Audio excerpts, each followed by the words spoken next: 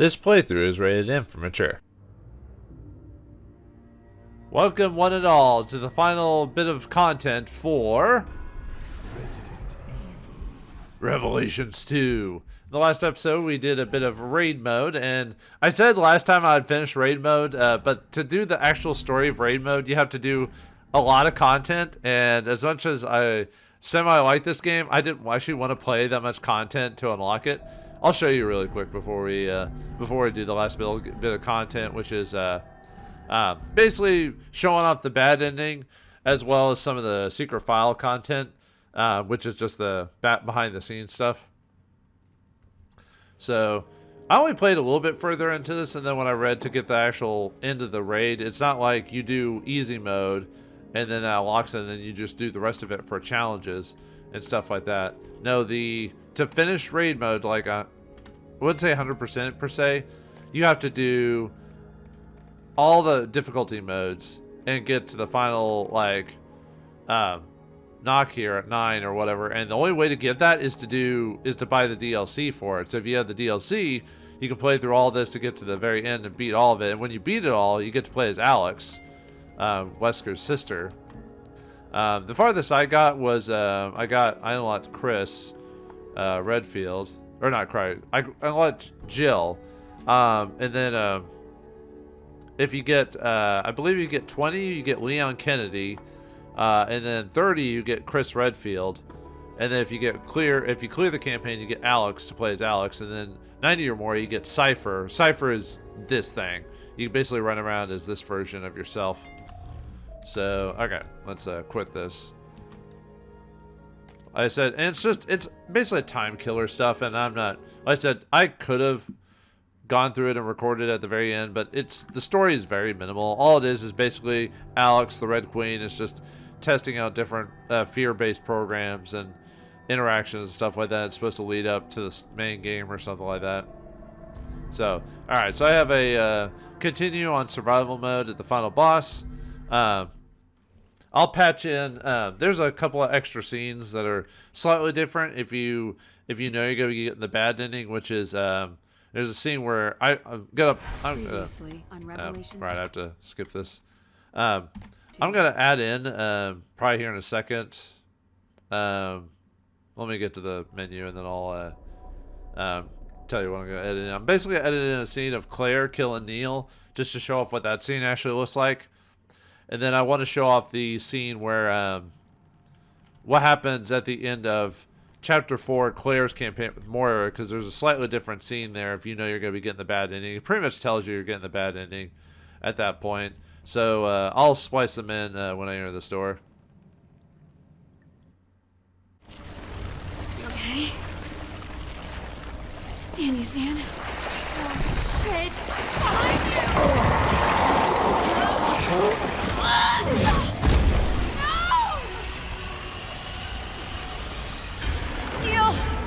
Where did we go wrong?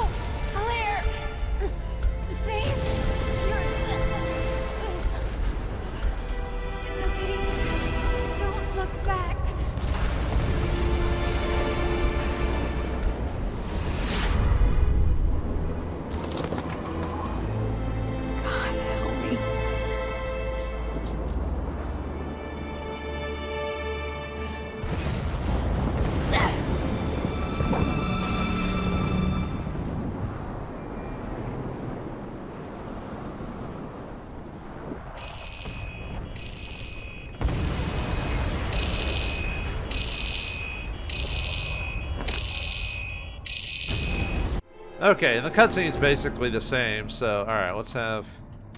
Follow me! Oops. Just stay there! Okay, I'm gonna leave her there, and we have to fight Alex. So the ending, basically the fight with Alex is basically the same. We just have to kill her. There actually is a medal you can get if you beat Alex with taking no damage, but I'm not gonna be able to do it in this mode, mainly because you really need to be on the easiest difficulty to be able to do it, so that you can finish her off faster. And you will probably want to use an EX weapon on her anyway. Actually, a lot of people suggest using the Chicago typewriter. I'll show off those items and stuff like that here in a second. As soon as she pops up, wherever she's in. Now, the way you're supposed to get the achievement where you fight, or not achievement, the medal for not getting hurt by Alex during this fight, is you're supposed to basically leave Natalie at the door. Because there's a...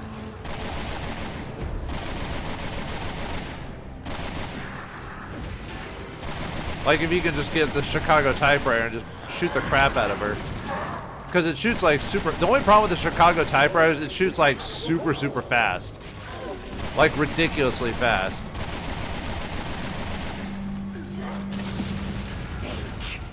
This was all.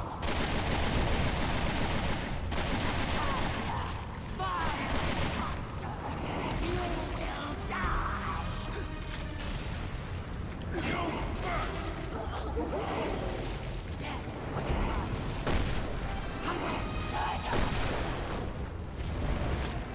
Now it looks like she's getting attacked, which is fine. What was given to you, and I reject you.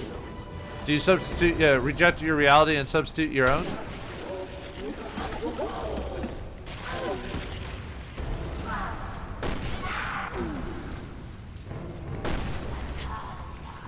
are false. You are false. Where'd you go? At least I did a decent amount of damage to her. Oh, there she is. Ah. She always going through the grates. Actually, the fact that I haven't taken any damage from her is kind of crazy. Oops.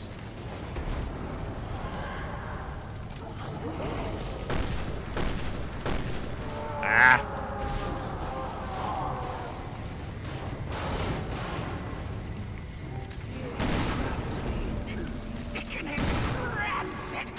She seems to keep attacking Natalie. Like, she's not even going after me half the time.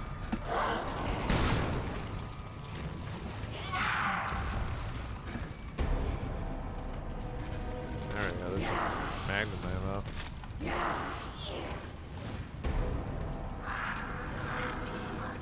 Oh. I guess, well, like I said, I'm not playing. The easiest way is to leave her at the door and then just have a...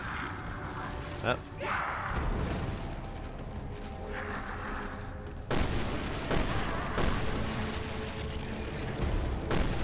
Ah.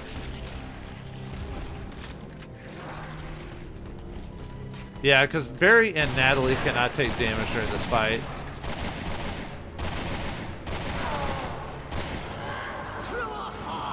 Because otherwise they,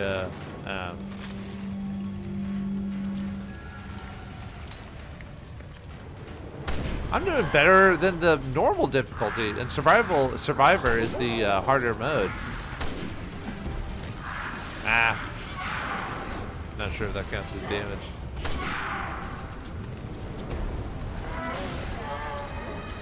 Oh, whoops, didn't realize I'm poisoned. Oh, got her. Huh. Neat.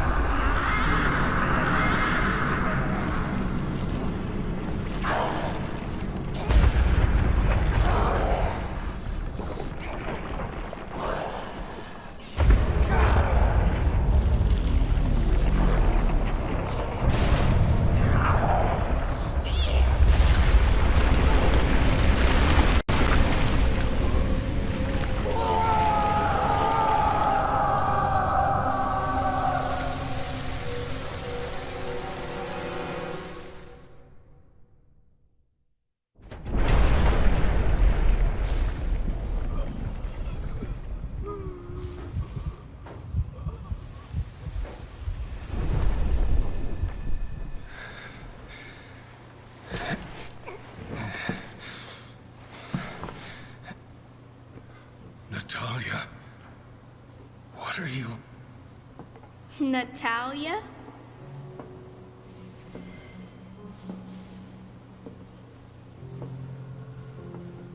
Now you can call me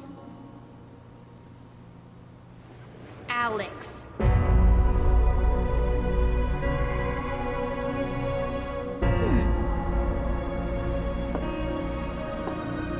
No! Don't make me do it!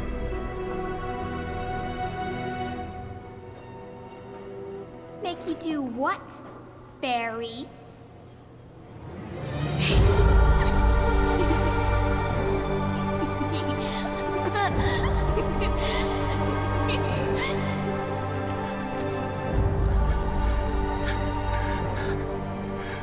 God damn it, Natalia.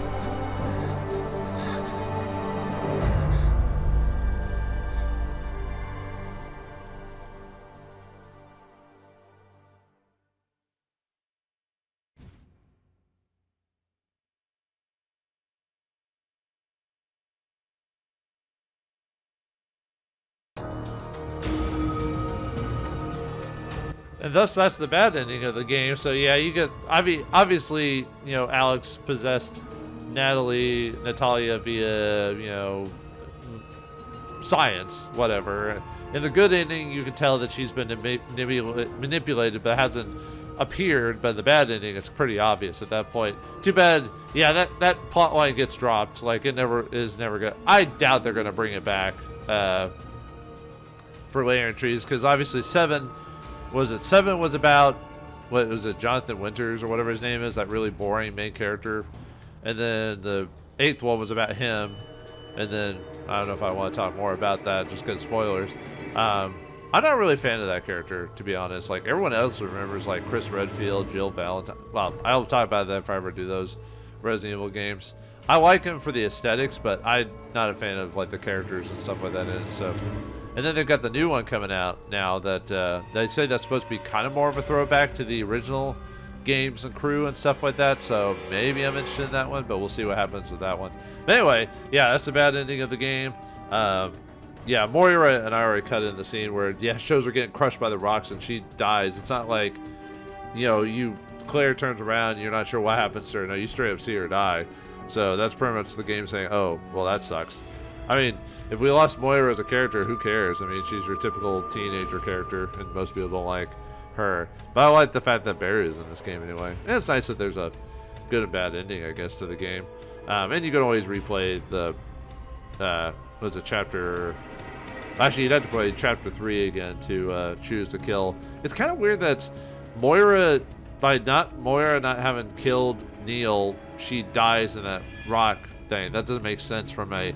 Like, maybe she shot her way out or was more aggressive or something like that. It's one of those, like, weird decisions that you're like, okay, I guess I understand why you did it, but it doesn't make sense, like, why that specific decision has her survive. But, whatever. Alright. I don't know if I can... I guess we have to watch the whole thing. Well, you know, Like I said, my thoughts on the game is overall, I'm trying to think if this game is longer or shorter than Resident Evil Revelations 1.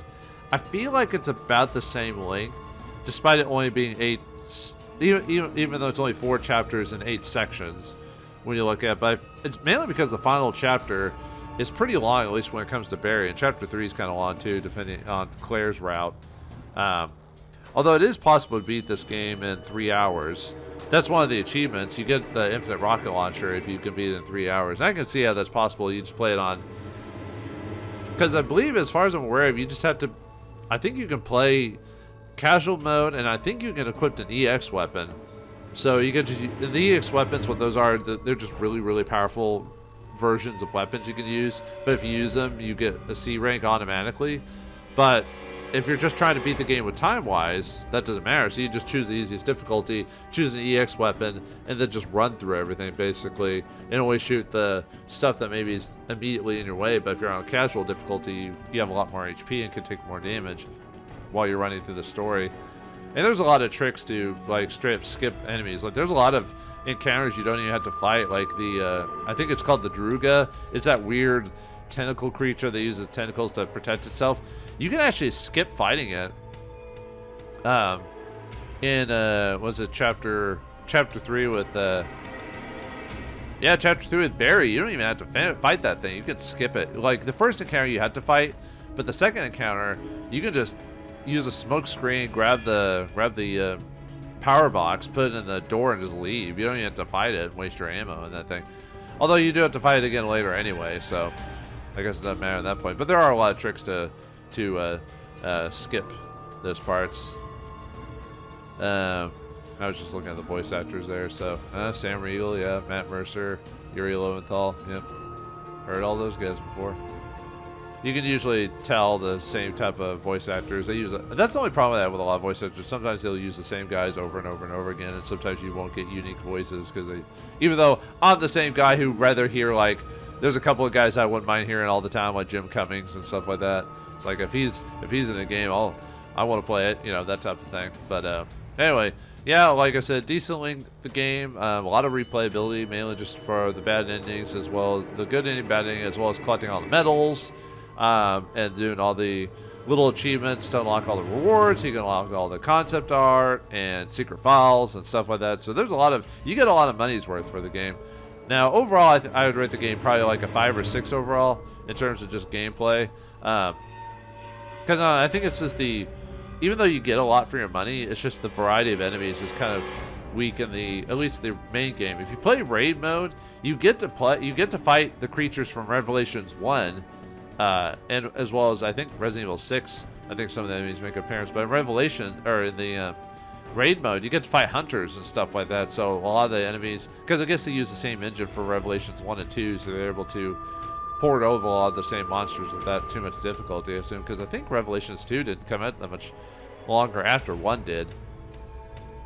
So if you want to fight all the different variations of enemies, you have to play raid mode to get that, not in the main plot line, which I understand why they didn't want to use certain monsters in the main storyline, because, you know, it's like when you have hunters and lickers added to other Resident Evil games when they're like, the point of them being in those games is because they're a specific mutation.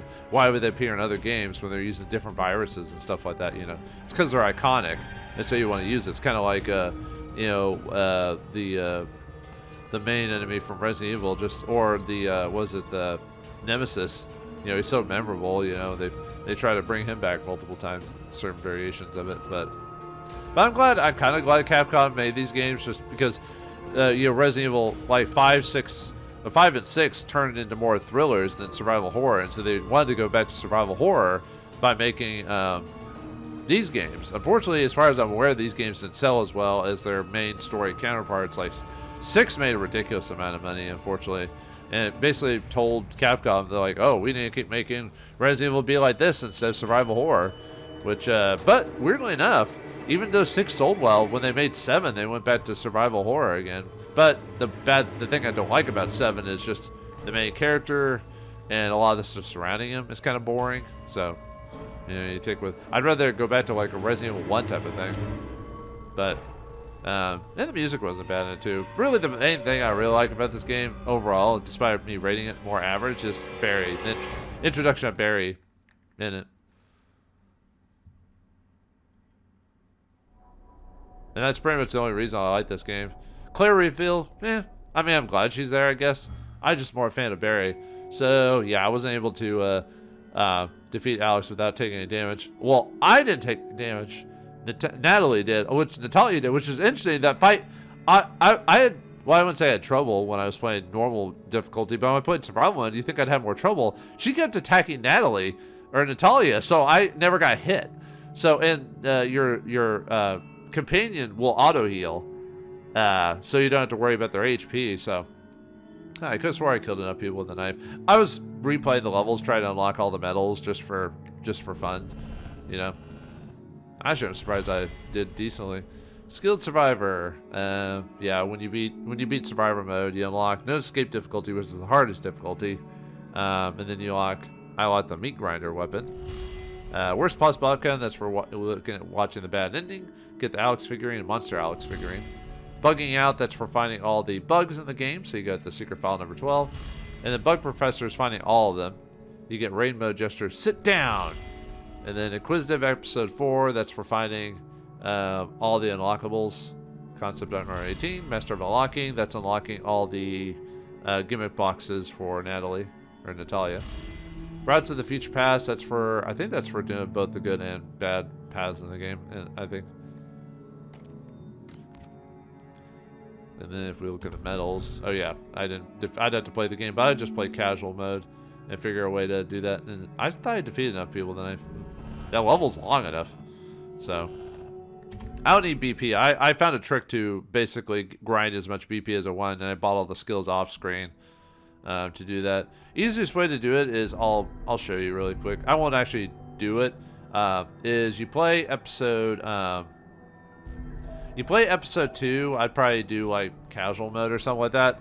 And basically what you do, there's multiple save points in that, because the beginning of it, you are in the town with Gabe and Pedro, and there's like around the inn where you stay at, there's like 7 points for random items, and basically you just utilize the save function to you knock an item out, hopefully it's a sapphire, then you unlock the next section, which auto saves it, then you hit the next hidden item, wait till it turns into sapphire, and you do that over and over until you find all the sapphires, and then you collect them in the final bid when you get charged in the house by all the monsters before you have to leave the area where Pedro gets turned into his evil, or turns into his form or whatever. And you just keep resetting it, because when you grab BP in this game, it auto adds to your BP score, your pool or whatever. So it doesn't matter if you finish the level, you just grab it and it gets added. So you could retry and do that over and over and over again, and that's how you max out your skills. But yeah, you got no escape. I'm not going to do that, obviously. And I did unlock some special settings. I got classic horror. I'd have to do some of the other difficulty modes to unlock some of the other versions of the game. I also unlocked the costumes for Claire. I unlocked sniper. Whoops. Can't really show it off there, but very well. And then also classic. I'm not really a big fan of Claire's the face they use for Claire in this game. She just looks too ugly. I'm sorry, she just does not look very good in this game. But I like the outfit, her biker's outfit or whatever. And then Moira's got Urban Ninja Survivor and Urban Ninja Survivor is when she's on the. I believe you have to get the DLC to unlock this one, which is when she's on the island. And then Urban Ninja is you just beat the game, I believe. Barry, he's got his default for the game. Then he's got classic Barry. I do actually like this look for Barry. I think Barry actually looks good in this game overall. Commandant, that's for beating the game. And the classic is just for beating, forgot what mode it was in that one. Natalie, she's got Lottie suit, which is the bear. And then she's got the black dress, which is you get from playing her little story mode. Skill settings, yeah, I bought all those. Like I said, I grinded the BP to buy all that. So, oh yeah, countdown mode. I'm not gonna play it, but basically what countdown mode is, you have to buy it. It's like 1,000 BP. What it does is you play one of the episodes, and you have to beat it within a certain period of time. I believe it's like 10 minutes or something like that, but there's ways to extend the it by the time in the game by finding either the and you get these in Mercenaries mode too, where they have that timers you can bash to get extra time. So either killing monsters or finding the hourglasses in the levels will extend the time, and then when you beat it, you get rewards for beating it. But you have to beat that with that caveat. And I believe it's set to Survivor mode. That's the difficulty it's set up for Countdown mode. So you have that bit of difficulty, which is you take more damage from monsters, and monsters have a little bit more extra HP. Not by much, but it does have a little bit of extra. Invisible mode is really challenging too, because in this one, every enemy in the game is invisible unless you're pointing at it with Natalia or Moira's flashlight. So yeah, they're all those glade. I think they're called the glade bugs or whatever. And yeah, you have to beat the whole episode. I believe invisible mode is also done on Survivor mode too. So whew, talk about so that could be its own set of difficulty there. But luckily, most of the abilities for these is you don't have to get S ranks to get the best score, rewards from this. All you have to do is complete it. So you could bring in EX weapons or something like that, and beat them that way. And then we've already done that. Shut off raid mode. Didn't do any of that. Let me show off the rewards. These are the ones you can buy. Meat grinder can be equipped to the workbench, which is one of the EX weapons. If you use that one, you get a C ranking no matter what you do in that game automatically when you beat it. Secret file number 12. I'll go over the secret files here. And we've got all the secret files, so we got 2,000 BP. Not that. After skills, the only other use for BP is to convert it to gold for raid mode. So you can buy like guns and stuff like that for it. Concept art R18. Let's go buy that. Concept art. I don't have all the concept art unlocked, but I can at least show off some of the stuff. Records. These are all the records you get for. So yeah, most of them will tell you what you're gonna get. Strongest survivor is to beat no escape difficulty, and then yeah, there's some of these where you have to beat get an S rank on the difficulty settings.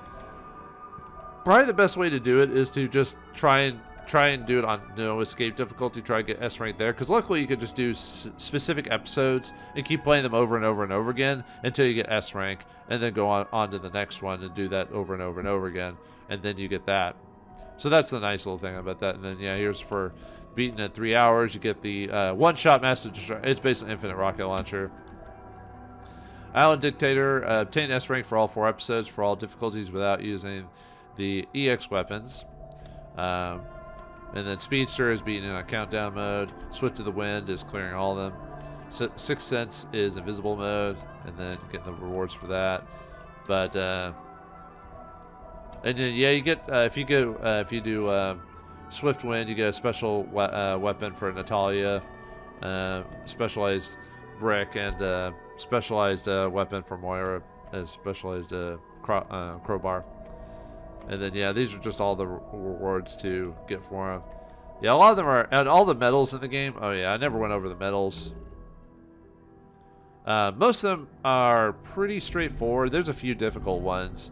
I'm not going to show off all of them. I'm just going to show some of them what they are. And you can look at them. Like some of them, like I said, are like just doing the function of the game, which it could be time consuming. You usually want to do these on like casual mode, and if you're going to go for metal farming, you might as well just equip EX weapons to make the level easier to deal with while you're trying to do all this stuff. And yeah, most of them are Barry's ones is kind of annoying because you have to use up a lot of ammo for his, but you have to kill the remnants in one spot by hitting their weak spots, which is wherever when Natalia looks at them, you can see like a glowing where the weak spot is. You can only hit that spot. If you hit anywhere else on the body, it doesn't count for that. And yeah, most of them are using stealth attacks. It'll tell you what it is. Really, the only complicated ones are usually going to be the gold ones, like in episode 2 during the siege. You have to beat the encounter without windows being destroyed. So all you do is just play casual mode and equip an EX weapon, and then just fire at everyone through the windows there and beat them.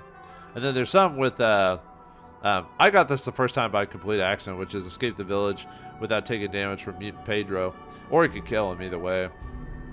So, and then some of them are interesting requirements, like defeating 5 remnants using stealth attacks in the city warehouse. I guess I could have done my guide showing off how to get all those, but I kind of didn't. I didn't really plan this to be an extended walkthrough. This is more just Halloween funsies for me, where I just play a Resident Evil game. I did get all berries in that one at least. I almost got it in this one, except for the very stuff at the end. So only one of them I completed. Okay. Let's see. I already showed off all the rewards. Oh, and some of them are like, some of them are hidden, but most of them are just kill a lot of things with weapons. So you just play through the game multiple times to do all that. Some of them are kill monsters multiple times, and then some are like one of them is destroy the Vulcan Blubber's fireball when it's shot at you. Destroy it before it hits you, and another one is the was it this? No, that's the Sploder. Although there's one with the Sploder, which is you killing 2 enemies at the same time with the Sploder. And then there's one where I forgot what the creature was called. It's the thing that shoots. It's not the Vulcan Blubber. It's the one that just throws itself at you, like a piece of it, and goos you up or whatever. If you shoot that out of the air, that's also a reward. Oh yeah, one of the more difficult ones is killing a Glasp. Glasp is those flying bugs. You have to. The easiest way to do it is in Chapter 4. With Claire's campaign, because that one's so short, and you have to fight like 4 Glasps during it, and one of the medals for it is to defeat a Glasp with a knife, so get that at the same time. What you do is use a smoke screen on it and run up to it. Since you'll be able to actually see where it's flying and actually see where it's facing, you'll be able to get it. But I would do it on casual mode because that's when they're weaker and they're not as smart on that difficulty. But anyway, sorry, I need to actually go over the extras. Let's see, I think that's it for a lot of it. So like I said, there's better guides online that actually show off how to get all this stuff. I just wanted to show off what I kind of got generally. Really, I wanted to show off just the story stuff, which is the secret files. That's the stuff that's important to me, is the plot stuff, even though a lot of it probably got ignored or skipped because of the direction of change for the series when they went with 7 and 8, and now with 9 coming out. Although 9 looks to be maybe going back true to form. We'll see on that one though. Maybe she'll be a more interesting character than Jonathan. Or was it? It was Winters was his name, wasn't it? Anyway, let's look at some of those figurines.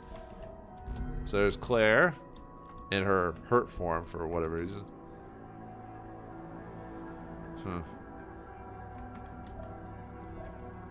Oops.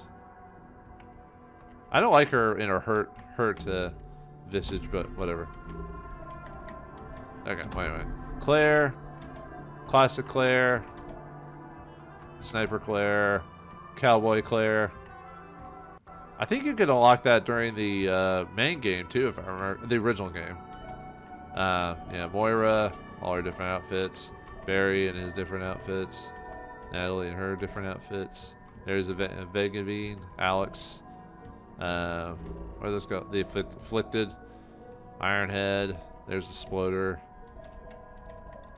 Rottens, Revenants. I hate these guys just because they're annoying. There's the Glass, Orthruses, which are the, I forgot what they are in Japanese mythology. Are they Japanese or are they Indian? No, I don't remember. Or no, are they? They're Irish, isn't it? Orthrus? Yeah. Anyway, Mutant Pedro. There's Monster Neil, Monster Alex. Then the second fight, which you don't get unless you do the good ending. And then the concept art. I don't have most of it is just all the characters in some pose. Yeah, there's I'm always a fan. I'm always a sucker for concept art. Always put that in your games, no matter what it is.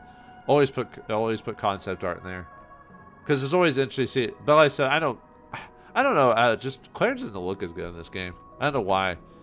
I feel like the game is more of Barry's game more than Claire. She just seems to be she just happened to be in it. You know what I mean? Mainly just because I wanted Barry to get his own game for a long time. Moira, right there. Annoying teenager character. Natalia, a funny girl character that unfortunately got manipulated by Alex and now has become Alex. Pedro Fernandez. Oh, they almost went classic Mexican with him. With the little mustache and everything like that. Huh. Mutant Pedro. They even had him with his mustache on there. Neil Fisher. Surprise bad guy, but not really. Evgeny. Old man. Ooh, nice. I'm still not a fan of Claire's face in this game. I don't know Commandant Barry. Urban Ninja. There is, you can actually unlock a short sword in this game. I forgot. I don't think I have it on my sheet here, but I forgot how you get the short sword. I think you have to do the S ranks on one of them, I think, if I remember correctly. Or is all the medals? One of the two. But yeah, you can actually walk around with a sword. And there's Lottie suit there. Okay. Yeah, that's all the stuff I unlocked, but the rest of it is the other monsters and stuff like that. So, I already did the figurines there. There's the movie. So these are all the unlocks. Basically, just beat the game with good ending and bad ending, and you'll get all the everything. What is the extra episode preview? Next time on Revelations. Oh, is that? Is it just? Oh, it's for the bonus. I think you get this mission when you beat the game, and but you haven't bought the DLC, so you can actually look at it. But anyway, okay. Anyway, let's read the secret files, and we'll call it an episode. So, Stuart's memo: Claire and Moira, number 1. I thought it prudent to keep notes on some of the more promising candidates in this round of experiments. I noticed that subjects number 2 and number 6, Claire Redfield and Moira Burton, have been working together since the beginning. My curiosity piqued. I decided to look into these two and found they have a deeper relationship that goes beyond that of just of co-workers. And these are Neil's. I believe these are all Neil's notes. It might be fair to say their friendship has its origins in the Raccoon City incident back in 1998. Claire, a university student at the time, was one of the few survivors. Meanwhile, her brother Chris Redfield and Moira's father Barry Burton were members of the Special Forces Unit STARS that was involved in the events leading up to the incident. Following Raccoon City, Chris became one of the founding members of the BSAA. Though Barry relocated his family to Canada for safety concerns, because of what Wesker did to him, he would continue to be an activist against bioterrorism, eventually accepting a position as a BSAA consultant after an invitation from Chris. It was through Chris that Barry and Claire met, and the three became close, with Barry taking on a mentor-like role to the two parentless siblings. Claire and Moira would also become friends, leading to Moira's desire to join TerraSave. That is also what landed her on Neil's candidate list. Why didn't Claire... Oh yeah, Claire probably didn't join the BSA because it's the more... aggressive, because I think it's in one of the movies, one of the Resident Evil movies, where Claire just didn't want to go on the aggressive path that Chris wanted to keep going on the fight bioterrorism with the gun and everything like that. Claire wanted to go more the political and tree hugger route, but she still knows how to fight that type of thing. And TerraSave and that are the more that type of route until they got manipulated by Neil or whatever. But yeah, one of the movies explains it a little bit more. Most of the Resident Evil movies, and I'm not talking about the real life ones, I'm talking about the animated ones, most of them aren't very good. They're really there to just have the characters come back and fight zombies. And, this whole Neil's candidate list. Meeting Claire was less fortuitous than for the young lady. I find it deliciously ironic. Following the events of Raccoon City, Barry moved his family away to protect them. However, the friends he made during that time would only serve to further put his family in danger. Yeah, poor Barry. Yeah, Barry only appears in, was it Resident Evil 1, and then it depending on if you get the ending for Resident Evil 3, he saves Jill, and then he doesn't appear until Revelations 2. So he didn't appear again in another numbered franchise. I mean, I understand character-wise why he doesn't make an appearance again. But anyway. Email for Barry to Chris. I've hacked in the BSAA North America's branch servers. I'm keeping a copy of this email for my personal records. Hey Chris, I heard you just got back from Africa. Yeah, Resident Evil 5. Some crazy shit went down there. Glad to hear you're okay. And better yet, you brought Jill back. And she got her hair changed and basically became almost a new person. When I heard the news, I was so happy. I could have done cartwheels down the street. Not that my knees would allow for that kind of thing anymore. Oh yeah, Jill hasn't made an appearance in the franchise again because, well, I'm going to say Chris has, but I don't want to spoil it for those who haven't played 7 or 8. Which I don't like those because of what they do to Chris in that one either. So, but I don't want to go any further for spoilers. But I mean, after all the shit the three of us have been through, we got to look out for each other, watch each other's backs. But I don't have to tell you the value of having a good partner now, do I? Well, you just got back, so you need some time to recover. Take it easy, you hear? If I hear you hitting the gym again, I'm going to come down and kick your ass personally. Because he was punching boulders in that game. I know things are going to be a bit crazy for a while for you and Jill, but when you're both settled in, let's go out for a drink or something. It's been too long, Barry. Stuart's memo, Chris Redfield.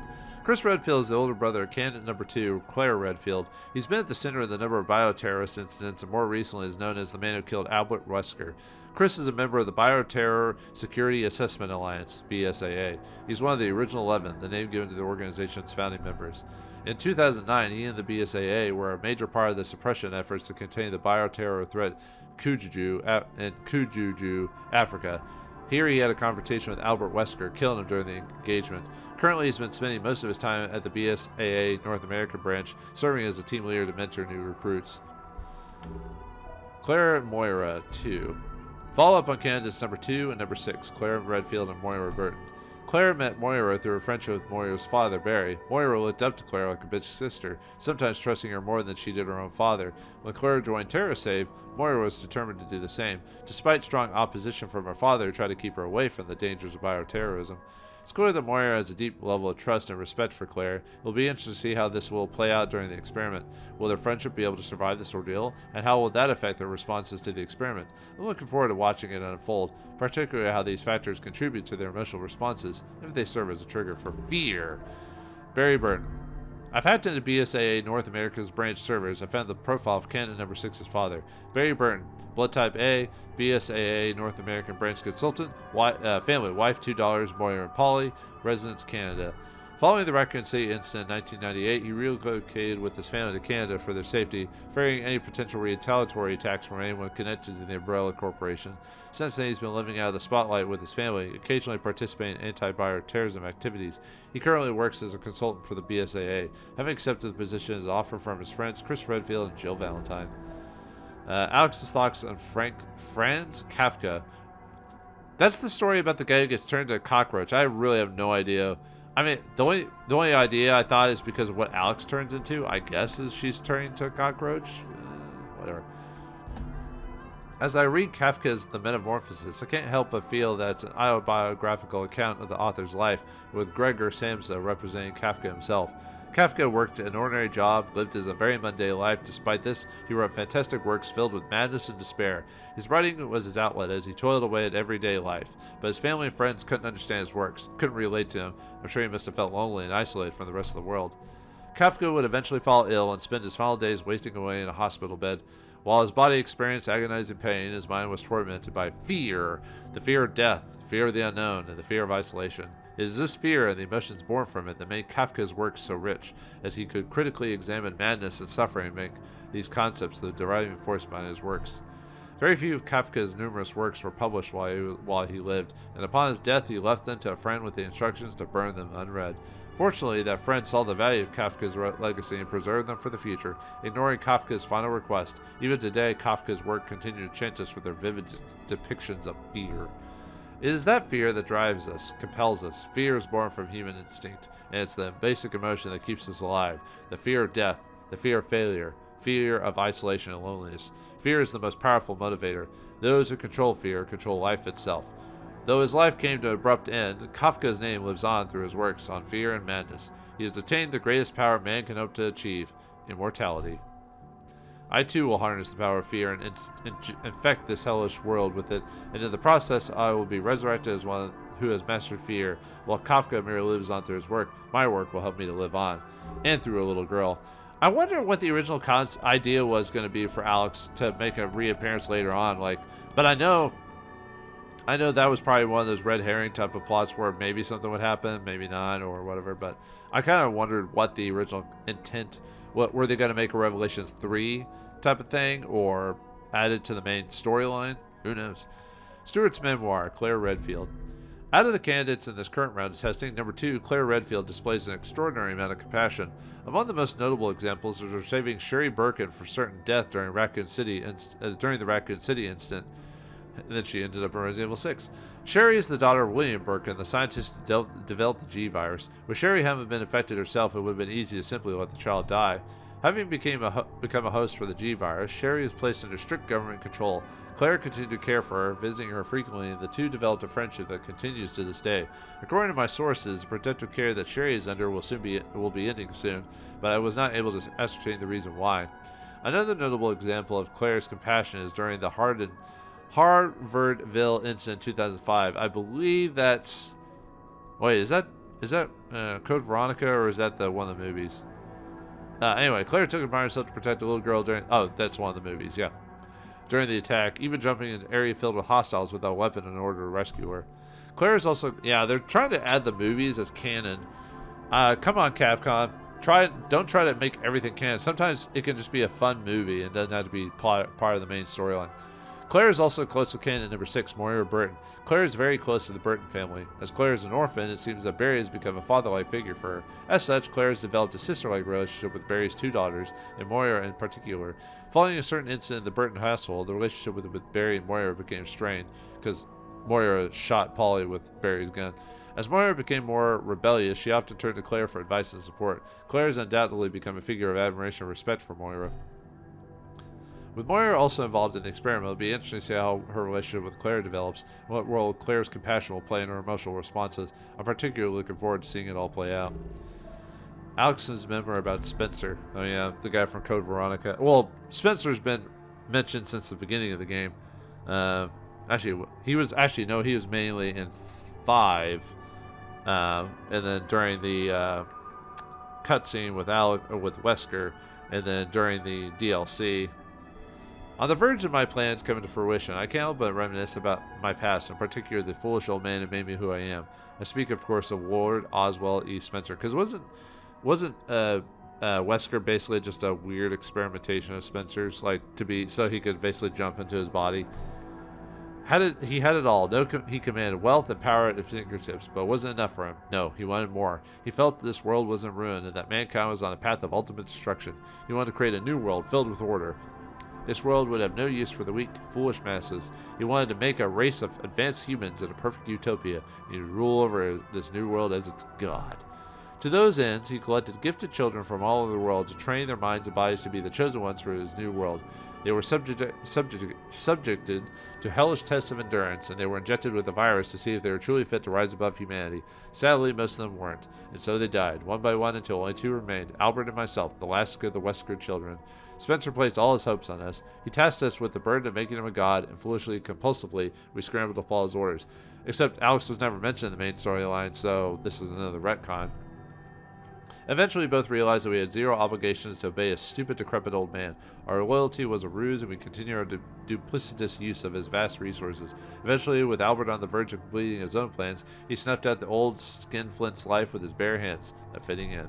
So now, on the verge of my own triumph, I've come to better understand how Albert must have felt, and maybe even the old man as well. After all, I am one of the chosen. I am the last one. The right to become a god is now mine. It's all about becoming god. Email from Piers to Claire.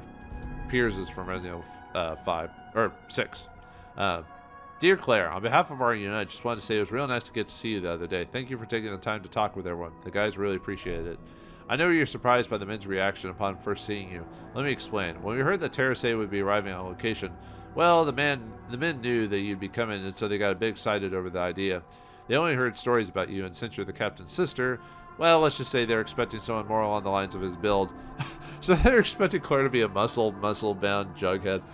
I tried to tell them otherwise, but their imagination got the best of them. Well, Chris's original design was not a jughead. I don't know why in Resident Evil 5 they decided to make him a meathead. So then when you arrived, well, aside from not being what they expected, we don't get to interact with a lot of pretty women in our line of work, so that's why they had the reaction they did. Then they had to remember that you're the captain's sister, and it made them all awkward. Sorry about that, ma'am. You probably saw it for yourself, and we all have a lot of admiration and respect for the captain. In addition to being a very capable leader, he treats us like family. He's an inspiration to us all. Speaking for the men, we're all looking forward to the chance to work with you again. Our paths may not cross often, and I know you're busy, but it'd be nice to talk every now and then, even through email. Just between you and me, if you have any pictures of the captain when he was younger, I'd sure love to see them. I hear he was very different back then, but he won't show us anything. There's a lot more I'd like to say, but it's time to get ready for our next posting. These missions aren't easy, but it's nice to know we've got allies such as your organization backing us up. Keep fighting the good fight. First Lieutenant Piers Nevins, BSAA North American Branch. Stewart's Memo, the Wesker Project. The Master's plans are on the eve of their completion. Despite having cut ties with her benefactor, she strives to accomplish his goals of a new world order. I find it somewhat ironic that Albert Wesker worked towards the same goal as well. Hard to believe he met his unfortunate end only 2 years ago. Yeah, Chris! By getting thrown into a volcano. His death leaves the Master at the last of the Wesker Project. a project meant to create an advanced breed of humans who would create a new world order. Children were taken from their homes and put through extreme trials in order to forge a new advanced race. All would perish except for two, specimens 12 and 13, Alex and Albert Wesker. Albert worked for many years under Spencer's tutelage as a researcher at the Umbrella Corporation. He's successful in creating bioorganic weapons and played a large part in the Mansion incident and the subsequent Raccoon City incident. Albert was supposed to die there, but people liked I guess they liked the character so much they wanted to make a reappearance when they did Code Veronica. Albert would continue to develop BOWs and use them in bioterror incidents. The world would come to know the name of Wesker and tremble in fear at it. With 2006, with his own plans come to fruition, Albert confronted Spencer and killed him, deeming his existence unnecessary. Through a partnership with Tricell in 2009, Albert successfully developed the Ouroboros virus. As Spencer before him, he planned to use the virus as a method of creating a new breed of human, killing off all who are unworthy of the process. His plans were foiled when he met his unfortunate end at the hands of BSA agents Chris Redfield and Sheva Olamar. I kind of wish she'd make another appearance. I kind of liked her, actually. Though Master Alex is not Albert's bloodkin, the two seem to share a common bond through their experiences and position as the only survivor of Wesker children. Master Alex was deeply saddened at the news of Albert's death. Upon learning Albert's death, Master Alex called for me. We must begin our plans for the transfer ceremony. There is no time to waste. Once Master Alex gains immortality, she will finish what Albert started. Of course, this all started with Spencer, who wished to create a new world. Though Spencer's dreams will come true, it is Master Alex who will realize it. Stewart's memo, Natalia Corda. We have finally found the Master's vessel, candidate number 9, Natalia Corda. This small, frail little girl will be the key to the Master's future. Out of curiosity, I asked Mr. Fisher for more information on her background. Natalia is the survivor of the TerraSave panic that occurred in 2004. She lost her entire family in that incident. She was rescued by TerraSave and has lived at one of their facilities ever since. She was carefully questioned by TerraSave about that incident. There was one answer particularly surprising. In regards to the ultraviolet radiation that was used to ultimately destroy the city, Natalia described it as pretty. The interviewers were surprised that she could find beauty despite being surrounded by death as her home sank to the bottom of the sea. Mr. Fisher took this response and combined with her other answers concluded that Natalia had overcome the emotion of fear. Having observed her during these trials, I can agree with his assessment. She willingly walks into life-threatening situations and shows no signs of apprehension or fear. I can theorize of what she experienced in Terra gravely traumatized her and robbed her of her ability to feel fear. This little girl is very emotionally strong, which suits the Master's needs. I have concerns, however, that she is too strong.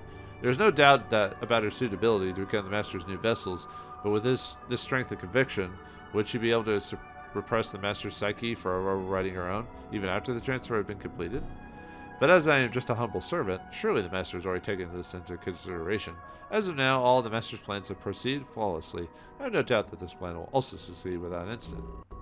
And finally, email from Jill to Barry.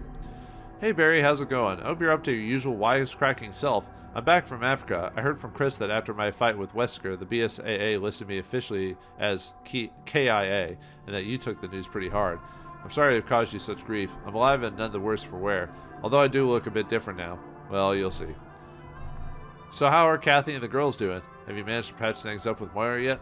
Girls in their teens can be a nightmare to deal with. I know because I used to be one. You just have to be patient and understanding, and sometimes you just have to give them their space. I know you want to protect her, but you have to be sure you don't become overbearing. But hey, that's just my 2 cents. I can already hear you saying, yeah, I'm the one with the kids. I'll leave it at that. I think he's the only character in the series that ever has kids. Everyone's like too busy with their own stuff to get a family.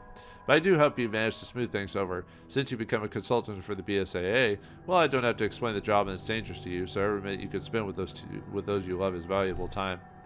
As for me, ever since getting back, I've been locked up in this lab as they run tests on me day in and day out. It's every bit as boring as it sounds.